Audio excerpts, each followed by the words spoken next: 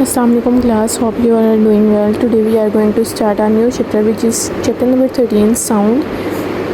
Basically हम इसमें जो है वो क्या क्या पढ़ेंगे वो यहाँ पे बताया है कि मीन्स आप इस चैप्टर को जब पढ़ लोगे तो आपको क्या क्या चीज़ें पता चलेंगी। हम पहले साउंड प्रोड्यूस क्या कैसे होती है वो पढ़ेंगे, उसके बारे में साउंड की नेचर के बारे में पढ़ेंगे, ऑडिबल फ्रिक्वेंसीज़ के बारे में पढ़ेंगे, और जो है आपके पास मुख्तलिफ तरह के यहाँ पे जो हैं एक्सपेरिमेंट भी आएंगे वो भी हम देखेंगे। बेसिकली हम इस पूरे चैप्टर में जो है वो साउंड से रिलेटेड ही बात करेंगे। और ये बात आपने याद रखना है कि साउंड जो है वो लॉन्गिट्यूडनल वेव है और इसको रिक्वायर होता है मीडियम ट्रैवल करने के लिए, ठीक है। So let's start. Bismillahirrahmanirrahim. Sound waves are simple to generate. When we speak, our vocal cords vibrate, producing sound waves. Any object that vibrates in the air causes nearby air layers to vibrate as well, which in turn affect adjacent layers.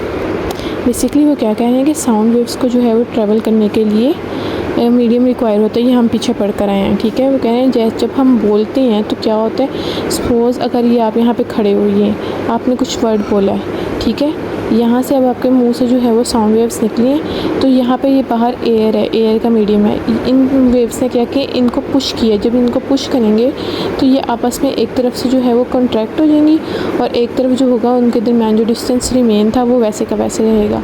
तो इनके to and from motion से जो है, अगर आपने किसी को आवाज़ दी है, कोई बंदा यहाँ पे दूसरे एंड पे खड़ा है, तो उसको आवाज़ आ जाएगी आपकी, यहाँ से ट्रैवल करेंगी साउंड वेव्स और वहाँ तक पहुँचेंगी उसके कानों तक। तो उन्होंने यही कहा है कि जब आप बोलते हैं, जब आपके वोकल कॉर्ड्स साउंड प्रोड्यूस करते हैं, वो नियर बाय जो आपके पास एयर की लेयर्स होती हैं उनको इफ़ेक्ट करते हैं, ठीक है। This continuous vibration pushes and pulls air, creating a waves of compression and rarefaction. When these waves reach our ear, they cause our eardrum to vibrate, allowing us to perceive sound. As these vibrations move through the air, they form sound waves. ये मैं सारी चीज़ें जो हैं वो आपको बता चुकी हूँ। These waves are longitudinal, meaning air particles oscillate back and forth in the same direction as the wave energy transferred. At the speed at which the sound waves travel through the air is approximately 330 to 350 meters per second. In this chapter we will explore the fascinating world of sound, how it moves, reflects, bends and help us to understand both nature and technology. अब वो कह रहे हैं क्योंकि ये longitudinal waves हैं तो ये बैक एंड फोर्थ मूव करेंगी, आगे पीछे मूव करेंगी और अपनी जो है एनर्जी आगे वाली नेबरिंग एटम को ट्रांसफ़र करेंगी। जब वो नेबरिंग एटम्स को ट्रांसफ़र करेंगी एनर्जी, तो वो जो साउंड होगी आपके कानों तक पहुँच जाएगी। So next her topic is production and propagation of sound, यानी जो है आपके पास साउंड प्रोड्यूस कैसे होती है और वो कैसे प्रोपगेट करती है, मींस ट्रैवल करती है, वो हमने इस टॉपिक में पढ़ना है। Sound is produce by vibrating object, यानी साउंड जो है जब कोई चीज़ वाइब्रेट करती है तब वो प्रोड्यूस होती है। When an object vibrate it makes the air around it to vibrate as well. जब भी कोई चीज़ वाइब्रेट करती है तो वो इस चीज़ को जो है वो इंश्योर करती है कि उसके आगे पीछे जितनी भी एयर है वो साथ उसके वाइब्रेट करे। These air vibration travel to our ears and create sensation of sound. और बाद में जो ये हैं जो वाइब्रेशन होती हैं ये ट्रैवल करती हैं हमारी एयर तक थ्रू एयर, जिससे जो है हमें सेंसेशन पैदा होती है साउंड की। For example in a guitar the sound is produce when it's string vibrate. Similarly, our voice is produced by the vibration of our vocal cords. The human heart and other organ like the lungs also create sound waves which they vibrate. When they vibrate, doctor use a stethoscope to listen to these sound. अब कह रहे हैं guitar में कब produce होती है sound, जब आप उसकी स्ट्रिंग को छेड़ते हो तो वो वाइब्रेट करती हैं, तब वो जो है साउंड प्रोड्यूस करता है। हमारी आवाज़ जो है वो कैसे प्रोड्यूस होती है, through vocal cords. Vocal cord जो हैं वो भी आप कह लें वाइब्रेट करते हैं तो साउंड प्रोड्यूस होती है हमारी। वो कह रहे हैं other organs like human heart और लंग्स भी जो है ये वाइब्रेशन क्रिएट करते हैं जिससे जो है साउंड प्रोड्यूस होती है। और वो साउंड आप कैसे सुन सकते हो, स्टेथोस्कोप के ज़रिए से। नेक्स्ट है sound needs a medium like air, water और solid to travel through in vacuum. There are no particle to vibrate which is why sound can not travel there, ठीक है। साउंड जो है वो आपके पास लॉन्गिट्यूडनल वेव है, उनको जो है ट्रैवल करने के लिए साउंड को ट्रैवल करने के लिए मीडियम की ज़रूरत होती है क्योंकि वैक्यूम में एयर वगैरह नहीं होती, इसलिए जो है वो आपके पास वैक्यूम में साउंड ट्रैवल नहीं कर सकती। नेक्स्ट है आपके पास एक्टिविटी, वो उन्होंने की हुई है, ये भी आप एग्जांपल ही करेंगे। In school laboratories tuning fork is used to produce a specific sound. When a rubber hammer is struck with the tuning fork, it began to vibrate. By bringing it closer to ear, we can hear the sound produced by the vibration. ये देखें, ये है tuning fork और ये rubber hammer है। इस rubber hammer को जब हम ट्यूनिंग फॉर्क पे मारेंगे तो इसमें वाइब्रेशन पैदा होगी, जिससे जो है एक साउंड प्रोड्यूस होगी। जब आप इसको अपने कान के पास लाओगे तो आपको वो आवाज़ सुनाई देगी। मीन्स साउंड कैसे प्रोड्यूस होती है, किसी भी चीज़ के वाइब्रेट करने से। नेक्स्ट एग्जाम्पल है, we can also observe the vibration of tuning fork by bringing one of its prongs in the contact with a small table tennis ball hanging from a thread. When the vibrating prong touches the ball moves, showing the presence of vibration. Similarly, if we place a vibrating tuning fork into a glass of water, we will notice water splashing. But what causes this splash? This simple activity demonstrated by that vibration are responsible for producing sound. अच्छा, ये जो हमारे पास 13.1 topic है ना, production and propagation of waves, ये आपका long question है। जब लॉन्ग क्वेश्चन आएगा तो आपको ये तीनों एग्जांपल्स भी बतानी होंगी, ठीक है।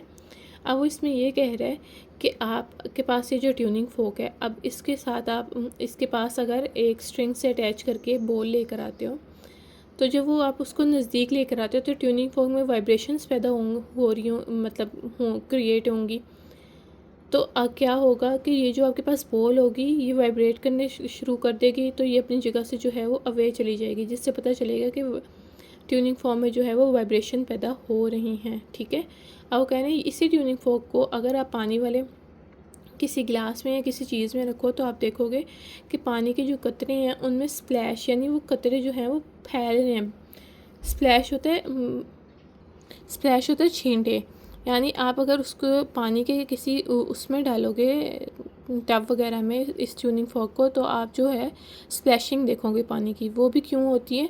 वो इस ट्यूनिंग फॉर्क के थ्रू होती है, क्योंकि वो ये वाइब्रेट करते हैं, जिससे हमें पता चलता है कि इसमें जो है साउंड प्रोड्यूस हो रही है। नेक्स्ट टॉपिक है हमारे पास propagation of a sound. Sound needs a medium such as air, water और solid to travel from one place to another. When the tuning fork vibrates, it creates compression, यानी high pressure, and rarefaction means lower pressure in the air, allowing sound to travel. अब वो कह रहे हैं कि अब मैंने जैसे आपको पहले भी बताया कि साउंड को जो होती है वो मीडियम की ज़रूरत होती है ट्रैवल करने के लिए। वो मीडियम कोई भी हो सकता है, आपके पास एयर भी, वाटर भी और कोई सॉलिड भी। अब वो कह रहे हैं जैसे जैसे जब है ट्यूनिंग फॉर्क वाइब्रेट करता है तो जाहिर सी बात है उसके आगे पीछे जो है ये एयर है। जहाँ ये आगे जाएगा, अगर अपनी जो है पोजीशन से टू एंड फोर मूव करेगा, तो जहाँ आगे की तरफ जब जाएगा तो वहाँ पे क्या होगा, एयर के जो पार्टिकल्स होंगे वो कंप्रेस हो जाएंगे, ठीक है। तो वहाँ पर जो क्या होगी, कंप्रेशन, और जहाँ पे उनके दरमियान फासला रिमेन सेम रहेगा वहाँ पे क्या होगी, rarefaction. Allowing sound to travel, यानी वो अलाउ करते हैं साउंड को ट्रैवल करने पर। As the prong moves forward it pushes air molecule together forming a compression that moves outward। वही बात जो मैंने आपको बताई है। When it moves back, it creates rarefaction where air molecules spread apart. This continuous cycle of compression and rarefaction propagates sound as a longitudinal wave. ये compression और rarefaction show करती है कि जो साउंड है आपके पास वो लॉन्गिट्यूडनल वेव है, meaning air molecule move in the same direction as the wave, यानी एयर के मॉलिक्यूल भी उधर ही मूव करेंगे जहाँ पर जो है आपकी वेव मूव कर रही है। The wavelength of a sound wave is the distance between two successive compression और रेयरफेक्शन। वेवलेंथ की डेफिनेशन आपने पीछे भी की थी, तो अगर आपको वो याद है वो कर लीजिएगा, नहीं तो यहाँ से ही न्यू कर लें। Sound is a mechanical wave, sound required a medium, sound can travel in a solid, liquid और गैस। एक तो इनको मीडियम की ज़रूरत होती है साउंड को ट्रैवल करने के लिए, और साउंड जो है वो सॉलिड, लिक्विड और गैस तीनों में जो है वो ट्रैवल कर जाती है। अब ये देखें, लाउड स्पीकर से जो है वो आवाज़ प्रोड्यूस हो रही है, जहाँ वो एयर मॉलिक्यूल को पुश करेगी वहाँ पे कंप्रेशन, और जहाँ पे पुश नहीं हो रही वहाँ पर रेयरफेक्शन हो रहा है, ठीक है। अब उन्होंने बता दिए कि ये आपने जो है अगर इसको ग्राफ के थ्रू रिप्रेजेंट करना है तो देखो जहाँ पर एयर प्रेशर ज़्यादा होगा वहाँ पर कंप्रेशन होती है, मीन्स वहाँ पर एयर मॉलिक्यूल जो हैं वो एक दूसरे के साथ साथ आ जाते हैं, और जहाँ पर अपार्ट होते हैं वहाँ रेयरफेक्शन होती है। ये उन्होंने बताया हुआ, ये रेयरफेक्शन है और ये कंप्रेशन है। वही उन्होंने ये इसको डिटेल में बताया है। नेक्स्ट ये जो एक्टिविटी है ये आप लोगों ने ख़ुद पढ़नी है। अगर इसमें से कुछ समझ नहीं आएगी तो आप जो है मुझसे पूछ सकते हैं। ब्रेन टीजर है जी। If sound is created by vibration, how does particle move when sound waves passes through the air.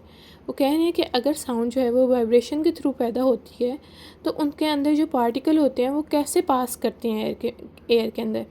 The particle don't actually travel with the wave itself, they just bump into the neighbors creating alternate regions of compression and rarefaction। Basically वो बता रहे हैं कि particle जो है वो खुद बजाते खुद उठ के ट्रैवल नहीं करते, वो क्या करते हैं, नेबरिंग एटम को पुश करते हैं जहाँ से जो है आपके पास ऑल्टरनेटिंग रेयर कंप्रेशन और रेयरफेक्शन बनती हैं जिसके थ्रू जो है वो साउंड ट्रैवल करती है।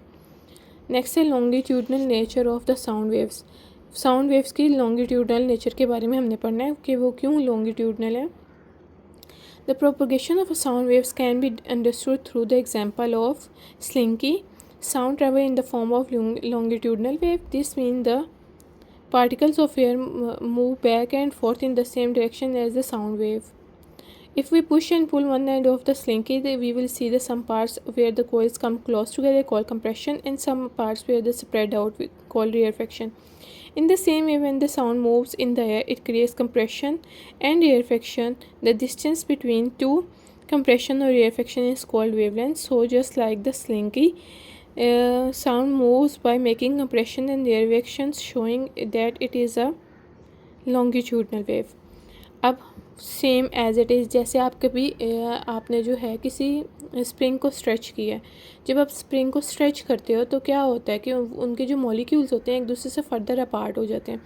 मींस वो क्या होता है, एक तरह का आपके पास कंप्रेशन बन जाता है। जैसे ही आप छोड़ते हो वहाँ पर रेयरफ्रैक्शन हो जाता है। जैसे ही आप छोड़ते हो वहाँ पे कंप्रेशन हो जाता है। मींस वो हवा के मॉलिक्यूल को भी पुश करता है और वो जाहिर सी बात है जहाँ पे वो पुश नहीं हो रहे वहाँ पर आपका रेयरफ्रैक्शन बन रहा है। तो कह रहे हैं इसी से ही पता चलता है कि जहाँ पर आपकी जो है मतलब आपकी कंप्रेशन और रेयरफेक्शन हो रही है वहाँ पे सेम आपके पास जो है वेव भी मूव कर रही है। दैट्स वाई जो है इससे पता चलता है कि लॉन्गिट्यूडनल वेव जो है वो साउंड वेव जो है वो नेचर में लॉन्गिट्यूडनल क्यों होती हैं।